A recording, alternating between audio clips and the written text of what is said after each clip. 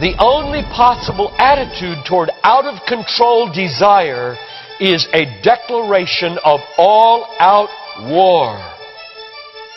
I hear so many Christians murmuring about their imperfections and their failures and their addictions and their shortcomings, and I see so little war.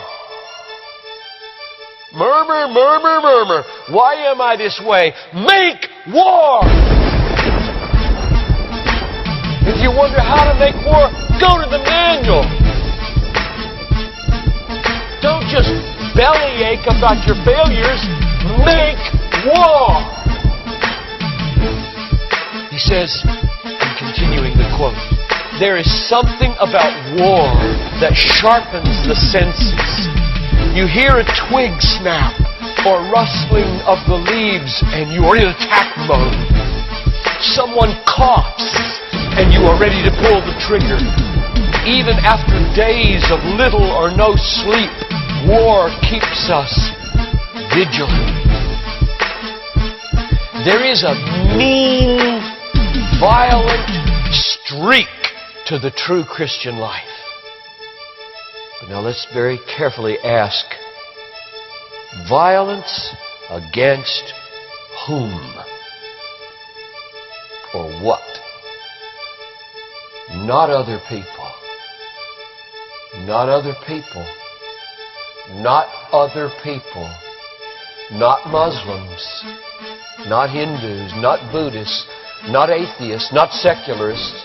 Not nominal Christians.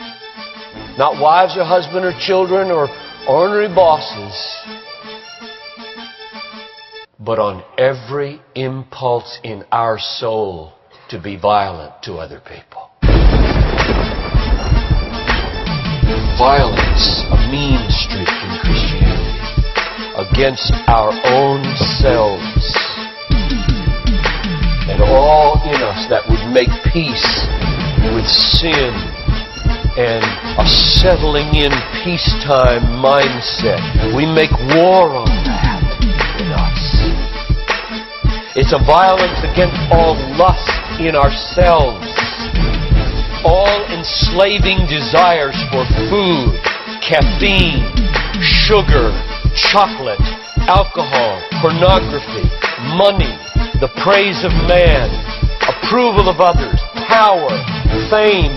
This is our enemy. This is where we make war. It is a violence against all racism in our souls. All sluggish indifference to injustice in our souls. A violence against all indifference to poverty and indifference to abortion in our souls. Did you know that in the warfare of Romans, Satan doesn't show up until chapter 16? We tend to think of spiritual warfare as this little thing where you find some way to pray or some way to lay hands on or some way to do a Satan thing. Well, that's important. Believe me, that's important. We war not against flesh and blood, but against principalities and powers and world rulers of this present darkness and spiritual hosts of wickedness in the heavenly places. That's important. But you know what? It's not nearly as important as this. Because the only foothold Satan has in your life is your flesh and your sin. Nobody goes to hell because of Satan. The only reason we go to hell is sin. Much more important than fighting Satan is fighting sin. This warfare in verse 13 is vastly more important than figuring Satan out. Get that. My biggest enemy is not Satan. My biggest enemy is John Piper. And he's the only reason I'll go to hell, not Satan. Satan, you don't have nearly that kind of power. And therefore, I really care about us learning how to do this battle. Christianity is not a settle in, live at peace with the world the way it is religion. Like most Christians live their daily lives. Verse 13. If by the Spirit you kill.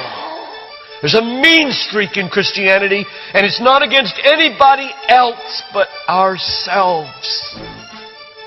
In fact, it's against the meanness of ourselves against other people. If you feel like you're a mean person against others, a harsh person, a critical person, you know your problem? You haven't learned to make war.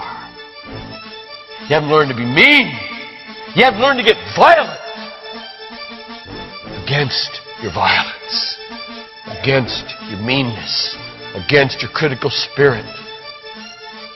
And you complain of it, talk about it, but have you made war 24/7 against it?